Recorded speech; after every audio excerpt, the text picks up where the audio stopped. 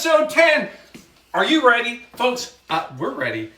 Let's just get rid of the purple elephant in the room tonight. Some of you may be looking right now and going, Paul, I think you may have just reached into Shelby's drawer and grabbed one of her t-shirts tonight. I think you made a mistake. I did. I literally went in Shelby's drawers, not those drawers, just her shirt drawer. Anyway. You better fold that and put that back. I will put it back. But I did it on purpose, folks. I did it on purpose because it is Women's History Month. And by God, I'm celebrating. I am honoring women, and I'm doing it and wearing a t-shirt. I'm wearing a women's t-shirt. And, by the way, it's purple. Yeah. Hey, Elder rocks. But I'm doing it because purple is the color of Women's History Month. You've already learned. Hey, the more you know. But folks, we're celebrating. So Women's History Month is all about what women have done to further everything. Voting, politics, everything. I'm giving you a cocktail. I'm giving you Women's History Cocktail tonight. Are you ready? Let's do this. Blue Monkey Quarantina. Oh, we could have made them purple tonight. No, Blue Monkey Quarantina. Only business, monkey business. Folks, let's talk about women. Let's do this. Here we go. That's mine. I'll take that. We're ready. Folks, it is time for the Blue Monkey Quarantina show.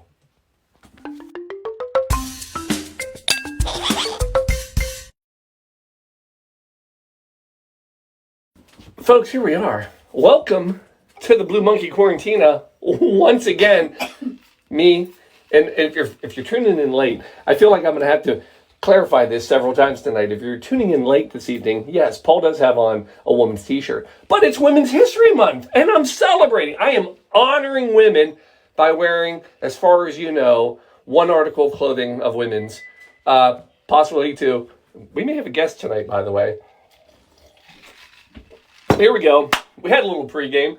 Folks, here's what's happening tonight. I'm going to give you a little bit of history about several women who have shaped the world of cocktails as we know it. Yeah, it's great stuff. Folks, you just don't realize it. So let's start. Let's go back. I'm going to give you 1920s. I'm giving you Mary Louise Cecilia. Apparently, her parents had a tough time coming up with a name. So, Mary Louise Cecilia Guinan, a.k.a. Texas Guinan. Now, was she a bartender, Paul? No, she wasn't. Oh, so she must have owned a bar. No, she didn't.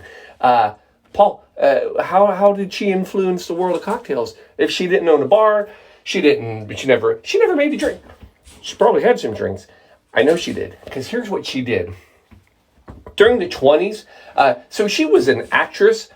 She was a showgirl. She was on Broadway. But in the 20s, she found a job. She became an MC. Yeah, master of ceremonies at bars. So this was a thing back in the day. This is how the entertainment started in clubs. You had an MC that would kind of keep the crowd going, Hey, we got a toast over here. Well, she was one of the best. Not only was she one of the best, she was the first female MC at a bar ever. And she was a huge success. So if you ever want to look her up, check it out. She's actually hilarious. She gets the bars rolling every time. She had a tagline. She would start off. She would say, "Hey, suckers, what are you drinking?" "Hey, suckers" was her little tagline. And by the way, make sure you say that properly, especially when you're on YouTube. "Hey, suckers." And that was her thing. How good was she? Now, you got to remember, this is Prohibition time, right? It's the 20s. So she would, everywhere she went, basically the authorities followed her, and they were shutting down every bar she went to because that's the biggest bar that was going on. She was the precursor of basically nightclubs. And so during the 20s, everybody was hiring her. One of the stories says that during 1 month Think about this. In 1 month, as good as she was, she made over $700,000.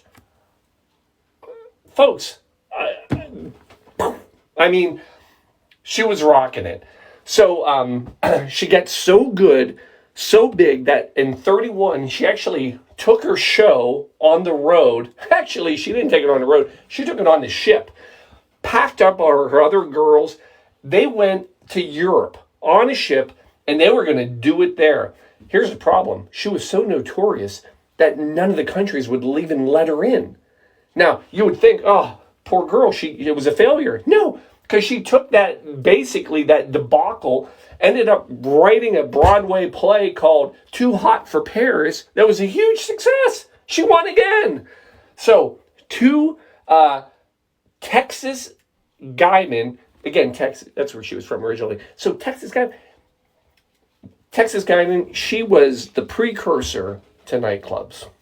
Fast forward, 1946-ish. If we're talking about nightclubs, we got to talk about Ann Sheridan. Paul, who's Ann Sheridan? She have a first nightclub? No, she didn't. She was a bartender? No. Owned a bar?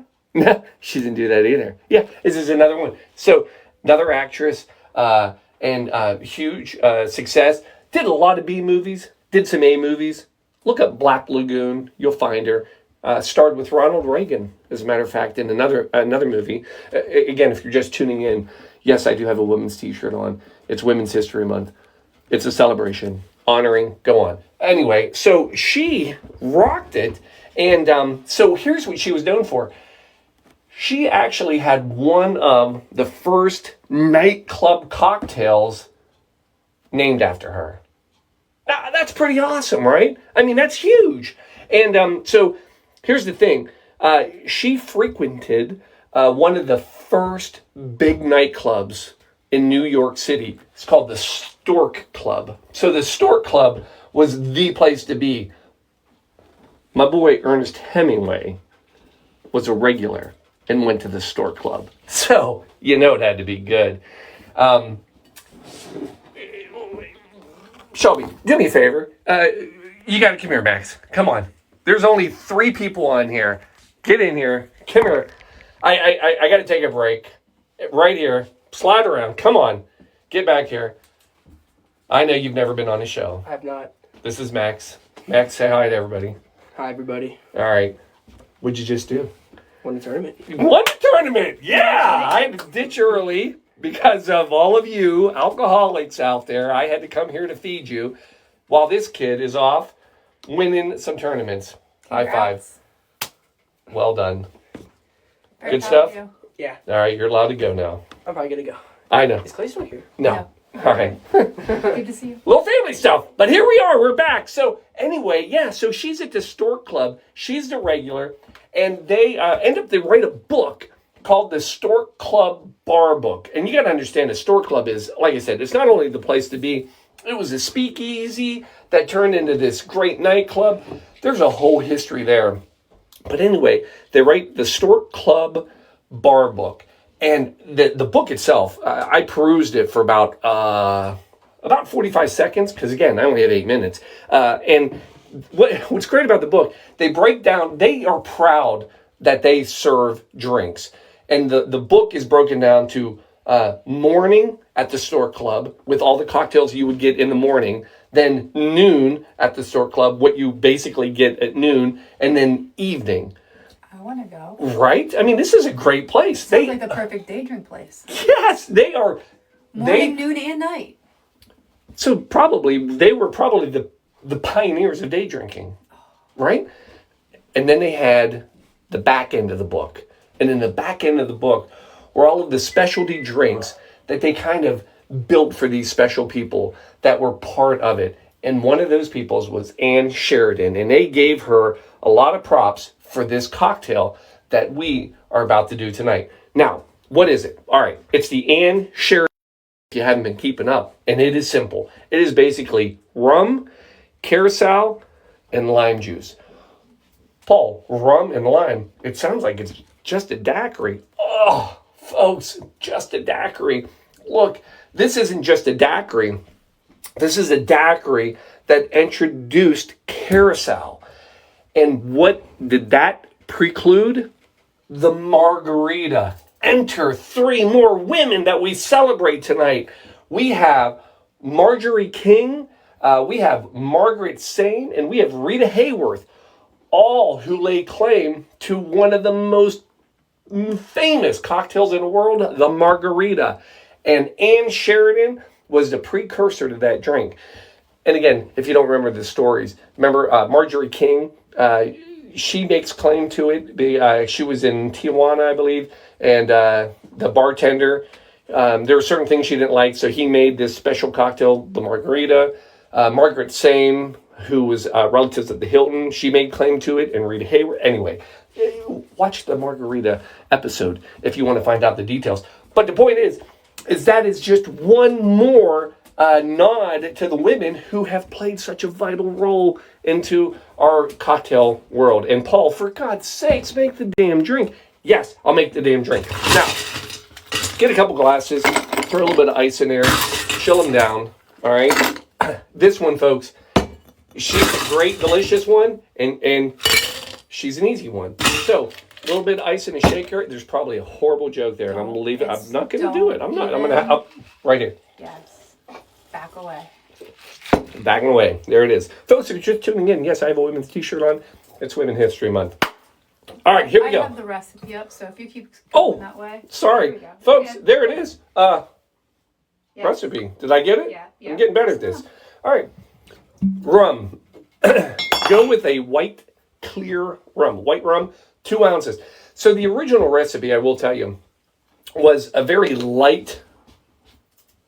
There we go. All right, sorry. It was a very light recipe. What I mean by that, I've upped it, but I haven't changed the ratios. But it was like 2/3 of an ounce, 1/3 of an ounce, 1/3 of an ounce. I don't even know what that is. That's like a whisper of a cocktail drink. 2 ounces. So 2 ounces of nice white rum. And one for Shelby.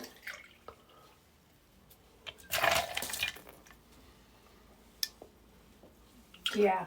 I caught that. I caught that too.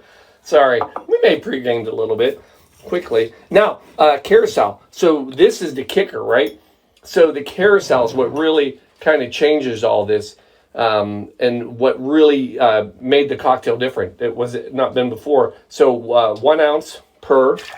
So there's one for me and one for Shelby. And then the lime. Now, here's the thing about the lime. There's 2 things that were different when Harry K., he's the one who kind of gets credit for this actual cocktail that he made for Ann Sheridan. So first of all, it's 1 ounce of lime juice. Oh, perfect. But there was a specific thing that he always said, and that was to take the shell and put it into the shake. And that was part of his recipe. So we're following you, dude. I am but a lowly bartender following what you've told me to do. The last thing that we're going to do today is we are going to add our emergency, folks. Emergency, actually with history and roots tied back to women. I am pretty sure that a woman was the actual true inventor of emergency. I have no proof of this other than it's March, and we're going to go with it. Anyway, emergency, sponsoring and supporting Women's History Month, not sponsoring our show. Give it a little sprinkle of that. And in fashion of Harry, let's just put the whole packet in there too. No, don't do that. That would be a mess. All right, folks, that's it. That's your drink. Give it a shake. How we doing? Hey, how did that pork? Oh, lovely pork ham. There we are. We're having fun, folks. Did I tell you I have a woman's t-shirt on tonight? You're welcome. All right. Then we're going to come back, take that ice, get rid of it, and move that cocktail out of the way so I don't look like a pure alcoholic. And we're going to do a little strain on these since we have this extra fruit. And you know what? Here, I'm going to come over here.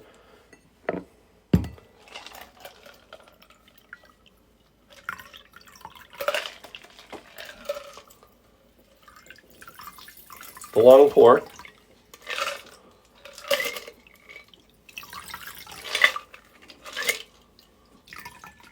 There it is. Folks, we got to come back with a garnish. I'm going to call it a lime wheel kind of a night. What do you think, Sheldon? Sounds good to me. All right. If you're happy, I'm happy. We're going to throw that right on the side. Boom. And boom. Folks, there it is. Your quarantine Ann Sheridan cocktail. And I apologize because I hate to say quarantine Ann Sheridan because that sounds bad. But it's a quarantine style Ann Sheridan cocktail. Let's see how she tastes.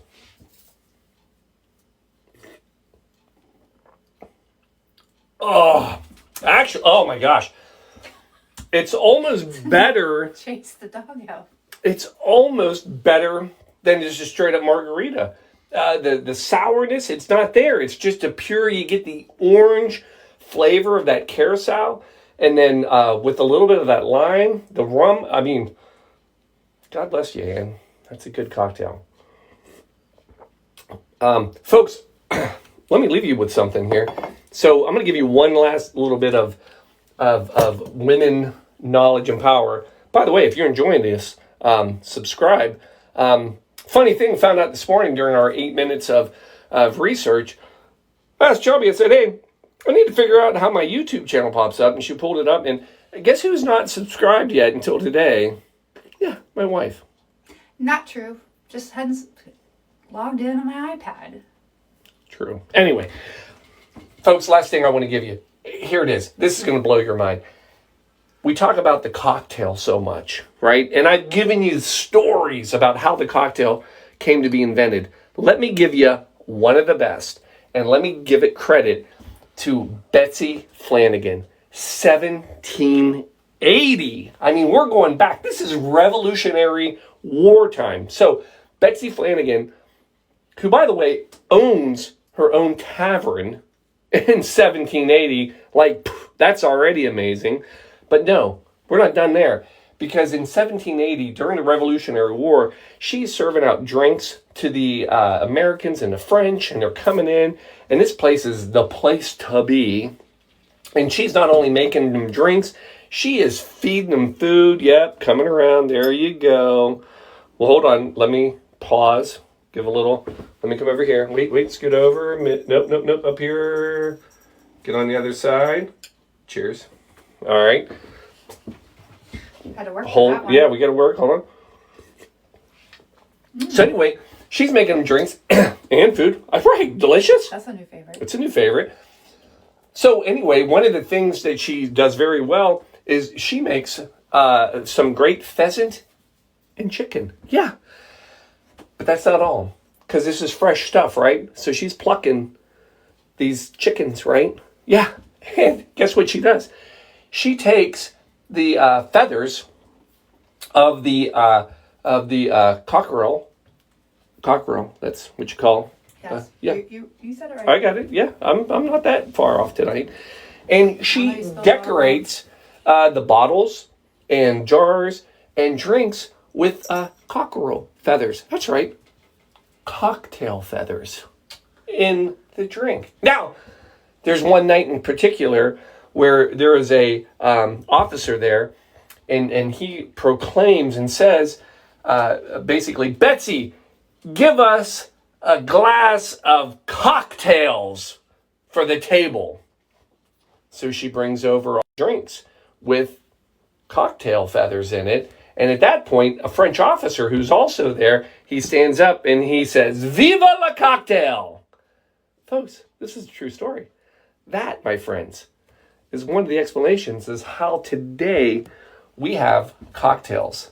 Thank you, Betsy. Viva la Betsy. Viva la woman. Because of her, yeah, we have cocktails. Folks, there you go. Let me bring it in right here. Cheers. Chink. Oh, wait, that's your part. Chink. There you go. I hope you enjoyed it. And by the way, again, if you're coming in late, yeah, it's a women's t-shirt. Folks, it's Women History Month. We honor women this month.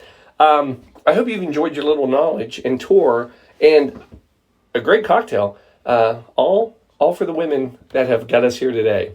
So, love you all. Cheers. And, I got to do a special plug. Am I right? Is it special plug time? Can I do it, Shelbs? Next week, right? Yes. Okay. Are we broke? Are we good? Is there anybody on tonight? Yeah. 2 people. Background screen came up with. All right. Are we good? Yeah. Folks, next week, I don't care what you're doing. 7:30 next week. It's huge. Like, not big. Not like huge. Folks, it's 1 year. It is 1 year of this quarantine cocktail show. Yeah. Almost to the day. Do you think we're doing something special? Oh, you better freak. Hey, suckers. It's going to be big. And you get ready. I don't care what you're doing. Invite your friends. Invite your enemies. Invite your friends' enemies. I don't care. I want to load up that show. I want 8 people watching it next week. I'm doubling up. 8 people. Folks, that's all we got. Love you. Next week. Be there. Good night.